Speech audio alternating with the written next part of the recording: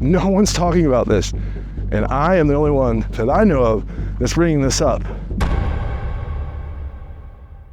So with the Insta360 Ace Pro, I think it's a very niche camera that's very different than other action cameras. You see, it does one thing really, really well, but at the sacrifice of image quality.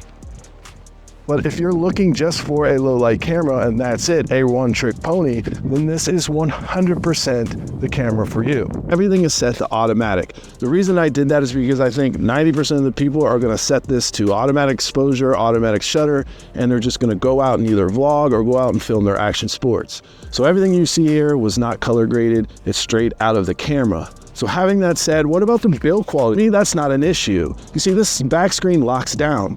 When it locks down flat, it's no different than a GoPro, it's no different than a DJI. I would, however, like a twist-off front lens. Now, Insta did say if you break it, they will do a one-time replacement for that front lens, so that gives you some insurance policy.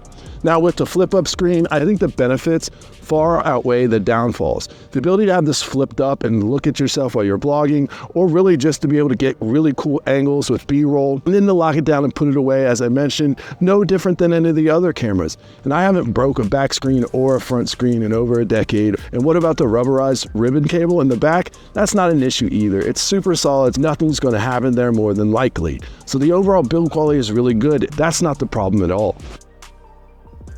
I know that I thought that it was going to be a GoPro killer, but I fell victim to all those people that are lying to you. This camera is not good. The only thing it's good for is low light and low light stability. Every other area it falls short of both the DJI and most likely the GoPro. The image quality just isn't there. It needs to be improved. I do not recommend this product in the least. I think if you need low light, you go with the DJI just because you're gonna get so much more benefits when it's not low light and the picture just looks so much better. The stability on this really isn't an issue between the GoPro, this one, and the DJI. They're all the same. The only time that comes into play is low light. None of the cameras deal with stability very well in low light other than the Insta360. But do not expect to be blown away by just using this as a normal action camera in any stretch of the imagination. I think it has a huge issue with focus. You see, with all action cameras, their goal is to have everything in focus. But if you're marketing this as a vlog camera with a flip-up screen, and you don't have the ability to defocus your background or at least spot focus on your face, that is a huge glaring issue for something that's being marketed in the manner it's being marketed. I don't know if you can see it now, but it just seems like it does a really poor job on your face and focusing on your face. When we go inside to the studio environment, now mind you, that's perfect lighting conditions. I think you'll see a little bit more what I mean. It's almost like the background's more in focus than the foreground. And if your face is the foreground and you're vlogging, that's not a win for Insta360. Right, we're actually back inside. It's the next morning. I decided to include some of this daylight footage in this regular video mode, just so you can see what that looks like as well. So we're inside, I'm shooting on all automatic settings. I'm using 4K 30 frames per second. Now there's something to be noted about this camera. If you're gonna be shooting in 24 or 30 frames per second or the respective PAL values, they're automatically going to apply HDR. What do you think, Blue? Are all these other dudes sold out? Corporate, bought and sold, and they're just towing the line to get free products? Yeah, I agree, bruv. All right, so here we are outside, 4K, 30 frames per second. Unfortunately, HDR is automatically applied, and it's all automatic settings on the camera. You can see it's a pretty nice day here. There is some cloud cover, but there is a bit of light getting through, so this should expose itself pretty good with any other camera. So how do I look? Is my face okay? Is it in focus? And is the camera making the right decisions on its own to make this scene look good?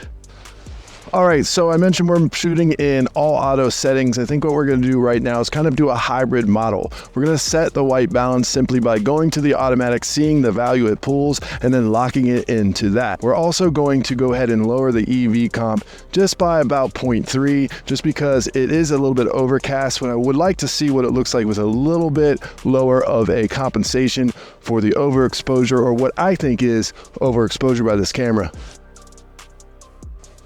All right, now we're like in this hybrid type of shooting.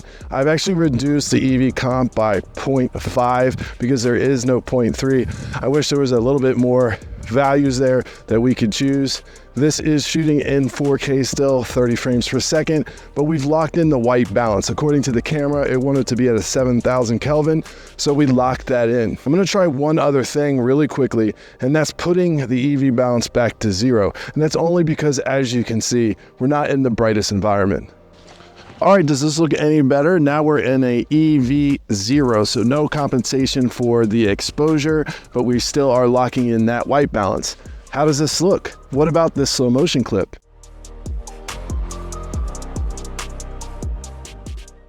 All right, we just got back to the house. We're actually going to go inside into my studio underneath ideal conditions to see if you can actually use this as a studio camera. I'll give you my final thoughts and just some perspectives that I found working with this camera. I just wanted you guys to get a view of, what it would look like as a studio camera. For my test, there's no way you could use it as a studio camera. Now, a lot of people disagree with me, but just so you know, I have a key light right in front of me. I have another light off to the left at an angle, and I have some backfill lights. However, I do have this set on all automatic settings. So that means automatic ISO, automatic shutter, as well as automatic white balance. So the Insta is doing all that for me. I also have it in standard color profile. Does it look okay? Do you think you could use this in a studio? But I have a feeling just as how it is for everyone. I don't think the AI and the algorithm they're using is making a lot of sense. I think if you had that manual control through a tool, something like Topaz, it'll be a lot easier for you to do. Which brings into question, can I now take a DJI, which shoots in D-Log with 10-bit Pro versus 8-bit profile? What am I going to be able to do there? Now remember, 8-bit is only what, 12 billion colors, and we're looking at like 16 billion when we're moving up to 10-bit. So if you're willing to shoot in a D-Log profile on DJI, there's a lot of color grading you can do. Unfortunately, we only have one option here, and that's flat profile. And remember, it's 8-bit. And that's where I really think the problem lies. The AI is trying to manipulate the color way too much, and it doesn't have enough information. So we're getting a lot of that searching and instant decisions that we're seeing those pulses in the sky. And we're seeing maybe some of the pulses now behind me, even though we're not supposed to have AI applied. So that would insinuate that there's either a problem with its hunting for focus or it's hunting for a white balance. Either way, I don't think it's a really good look for this camera. Now, there's a lot of crazy, great things about this camera. The flip up screen, phenomenal. The ability to pause. I don't use the gestures, I guess that could be pretty cool, but also the ability to delete right from the camera. So you don't have to sort through it all post. If you don't like it and you know you don't like the take, you can simply just delete it. But the issues with the color science, the issues with the focus, and to be frank, even the issue with the AI and how it makes this decision based on 8-bit, I think it makes a poor decision and overall makes a poor experience. I hope you got some value out of this. I hope you realize I'm just trying to bring the honest truth, no cap.